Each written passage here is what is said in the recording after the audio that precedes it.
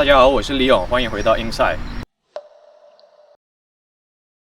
今天我们要采访的嘉宾是一个健身教练，然后呢，他和很多纹身的人有点不太一样，就是很多纹身的人可能第一个纹身会是一个比较小的纹身，然后纹在一个不太起眼的地方，但是他的第一个纹身就直接是一个 sleeve， 一整个花臂。我们今天就来看看他有什么样的纹身故事吧。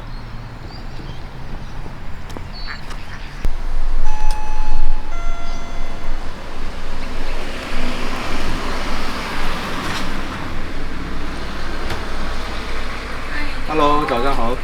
Hello， 早上好呀。早上好。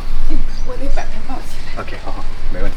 Hello， 我是李勇，然后这是我。你好，你好，欢迎欢迎。很高兴见到你。好，请进。请。今天天气挺好。OK。这是我的洗衣房，然后因为我沙发还没到，所以咱们可以就坐在这儿，然后也可以坐在这儿喝茶，然后也可以坐在这儿，这块可以放音乐，然后也可以坐在后院。我觉得这挺好。哦，对，这块我可以放上那个背景音乐。那行了，那就在这儿吧。好 ，OK， 没问题。可以先说一下你的第一个纹身吗？就是你当时是怎么接触到纹身这个事情的呢？我第一个纹身，其实我就是16、17岁就比较叛逆，然后那会儿在北京，就是跟朋友一起玩过地下摇滚。所以16、17岁的时候，我就觉得纹身特别酷。但是我是北京满族人，所以在北京生活的时候，就我父母完全不会让我去纹身的。然后那会儿就埋下了一个种子，就是我要纹身。而且我小时候2岁的时候是把就是脖子上面烫了，所以我从小都不怎么穿裙子。然后这个也是我纹身的一个原因，就是我想把这个疤盖上，然后让这个疤更好看。但是我遇见了一个就是对我比较有改变性的纹身师，是北京一个美院的小姑娘。然后她刚做纹身师不太久，但是她就跟我说：“姐，我就特别喜欢画画，所以我的这个胳膊是我的第一个纹身，然后完全没有复制粘贴，全部是她就是自己 DIY 上去给我纹的。”就是你说你的想法，他就帮你画出来这样。对，他只问了我3个问题，他就说在你生命中你觉得谁最重要？然后在你最难的时候你觉得谁最重要？还有就是你最想保护的人是谁？然后1个月以后，他就把这个花臂给我，就是像构思出来一样。他说我有一个大胆的想法，就是我给你纹一个花臂。因为你的性格可以拿捏住，然后呢，他说，但是不是所有人都能接受这件事儿，我只是告诉你我的想法。所以在我生命中最重要的就是我姥爷，因为他是最爱我的人，但是他已经走了。可是在我记忆里呢，他一天到晚电视都放的是京剧，所以我就把京剧脸谱纹在了我最重要的位置上。然后第2个就是带我来到这个世界上的妈妈，然后我妈就是特别喜欢花，所以我身上的这些花，我也是想让她能接受这条花臂，所以就有很多花都是给我妈妈的。然后就是鱼嘛，就是她当时就跟我说可以有一些元素进去，所以我就想，就是因为我女儿姓于，所以就是把这条鱼纹在这儿了。然后后边就是还有一个达摩蛋。当时我第一次去日本的时候，就是碰见了一个女孩，她就跟我说：“我说日本有什么可以带的礼物？”她说：“就我们的达摩是比较有意义的，所以我家里也有很多达摩的东西。”然后她就把这些东西就给我结合在一起，大概说了一下，我就怦然心动。然后我就说纹吧。健身教练的冰箱，你看鸡胸肉、芹菜，哎呀妈呀，太吓人了。然后两种，一个是中式的早餐，一个是西式的早餐吧，咱们。OK。西式的就是可能平常我女儿吃的多一些，就是我可能就是酸奶，很简单。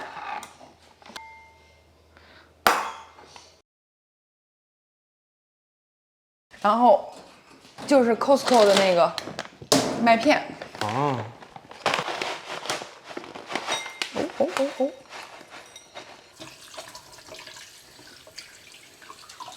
健身教练没有洁癖啊。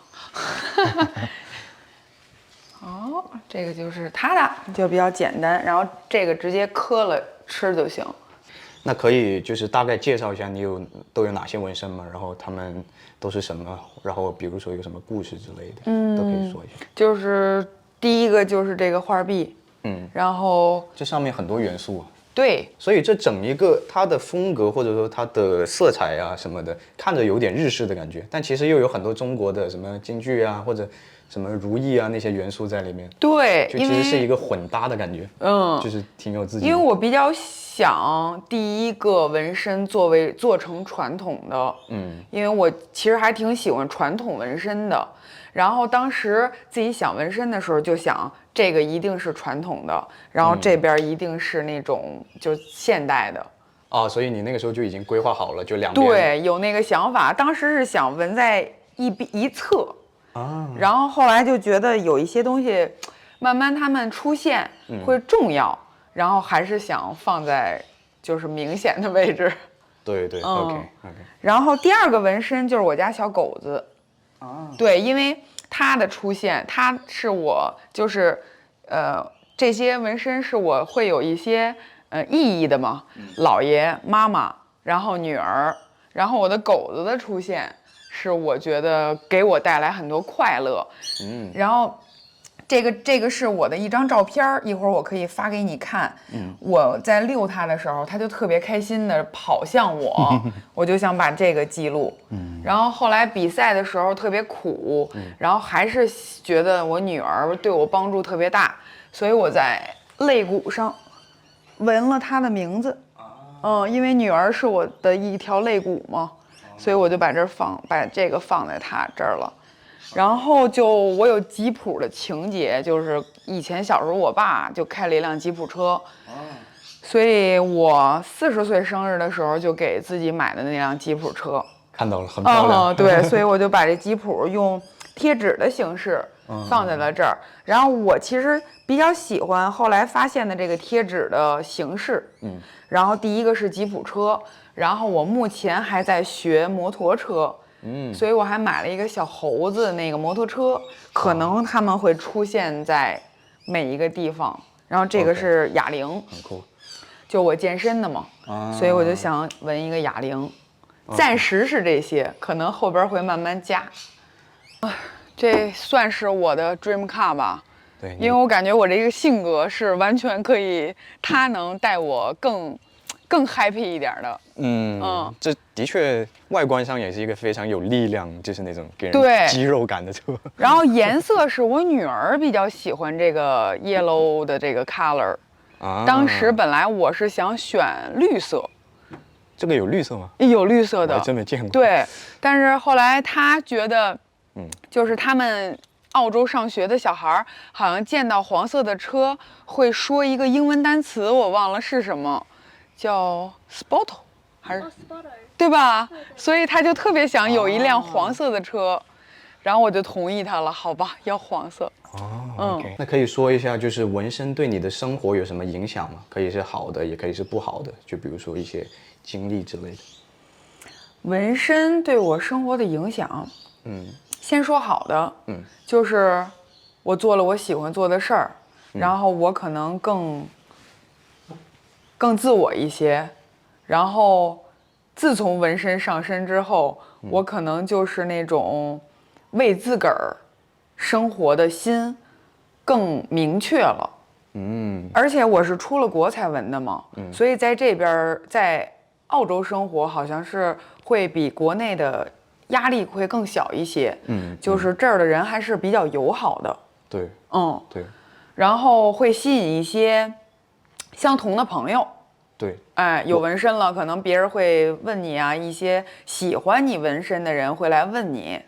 然后不好的呢，就是可能思想观念比较老八板的人，老八板我不知道你能懂吗？北京话就是比较保守的人，他们看你的眼神会不太好，或者是有一些同学家长会反问我一些啊，你弄成这样不怕影响孩子吗？我是我，他是他，我怎么影响他？是我又没就是会有一些人质疑我会不会影响孩子，还有一些人可能比如说看了我纹身，有一些家长会我主要是对孩子，有一些家长可能会选择不让我孩子，不让他们跟我孩子玩儿。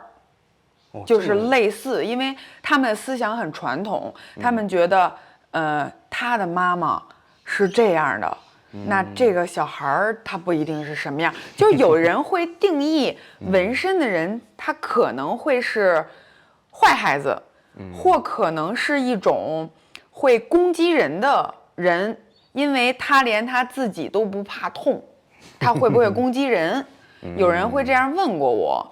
但是其实我觉得反而相反，有纹身的人更有爱，有纹身的人他情商更高，因为我的确是在做自己，还有就是他们见我是第一个花臂，然后后来我又纹了吉普车，我又纹了小狗，然后他们才觉得原来这样才是女性应该有的自己的生活。因为大多数中国女性都是被家庭盖着，就是他们怕老公嫌，怕婆婆嫌，就是类似这种家庭观念所束缚着。对，就感觉好像是他们得有一个好的形象，是为了让他们的老公或者让他们的婆婆有面子之类的。没错，就是我这个年龄是这样的。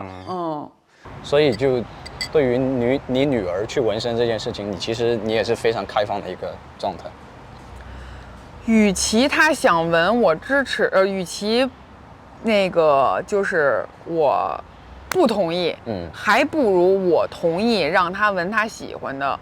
因为我身边遇到的，尤其是女生，就是她想纹身，比如说纹在表带下边，纹在内衣里面，纹在就是那种家长看不到的地儿，就是想纹，但是又害怕，就纹去一些特别。她也纹了，但是又不是那么完美。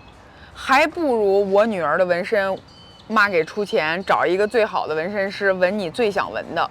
的确。然后她长大了，或者是她有她的朋友，她去说这个纹身的时候，就是我妈支持的。我想想，100个妈妈里，可能也就20个能支持的，我是其中一个。